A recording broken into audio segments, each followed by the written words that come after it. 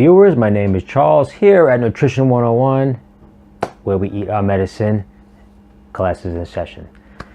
So today we're going to talk about something that's pretty basic, but you'd be very surprised at how many people don't really know about this topic. My clients come in all the time, and during the interview process I ask them, how well do you understand nutrition as it pertains to fitness? On a scale of 1 to 10. Most of the time they're pretty honest. They might say 2, 3, 4. Some might even say 0. Some might even say 8 or 9.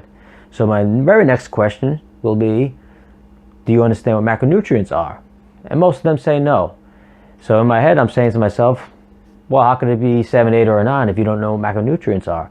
So I'll go over the information with you today that I usually go over with them when we go through the interview process. Basically, macronutrients are the substance our body needs most to function properly. And that includes carbs, fiber, protein, and fat. Carbs being our sugars, starches, and our grains. And that comes in at 4 calories per gram. So when you start looking at labels and you start counting numbers and macro counting, that these numbers are going to be important for you to know. All right, so protein are also 4 calories per gram. Fat are 9 calories per gram. And I'm going to show you why that's important in just a little while. Fiber is a carb, but it's a 0-calorie carb. And we should be taking that in a daily intake, should be around 15 to 30 grams a day. And you'd be very surprised, viewers, that is not happening. It's a big problem that we have in society. I believe it's a big problem we have in America in general, is that we're not getting enough fiber. So that's something we can talk about a little later. Okay, so as far as the carbs, protein, and fat, the value intake should vary depending on your fitness goals.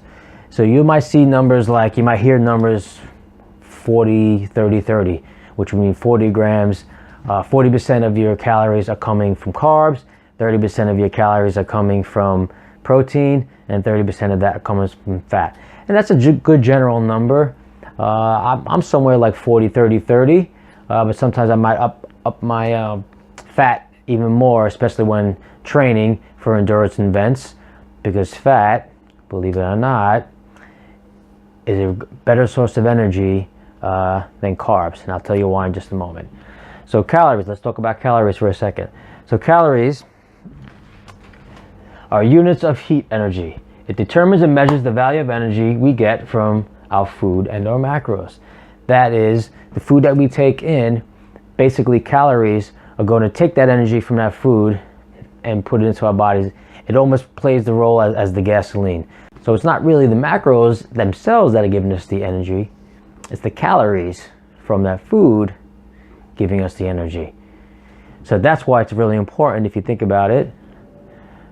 Carbs are only giving us 4 calories per gram, and everyone thinks they need to load up on carbs when they're working out. But check this out, fat gives us 9 calories per gram. So what's going to be more important? Now, I'm kind of in that crossroads because I'm an athlete, nutritionist. I also bodybuild.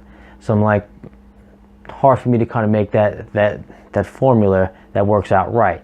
So I do a combination of both. But when I'm on my long duration endurance events, I'm certainly doing high fat, but healthy fat. So one of the big issues we have with calories is that people that don't really work out are grossly underestimating their calories, generally speaking. And people that do work out usually underestimate their calories. So one of the things we can do here to get started with our macro count, I like to use an app. I recommend this to all my clients. It's called MyFitnessPal, and this helps you track your calories. Now, you don't have to put in every bit of information that that food has. It will generally have all the information there already. Pretty amazing, pretty easy to work with. It's one of my favorite ones. You just type in a food, it should be there ready. All the information that you want for that food is going to be there ready. You just click on the food you want, and then it goes under your breakfast, lunch, or dinner, and there you can see your macro count for the day. Now, moving on.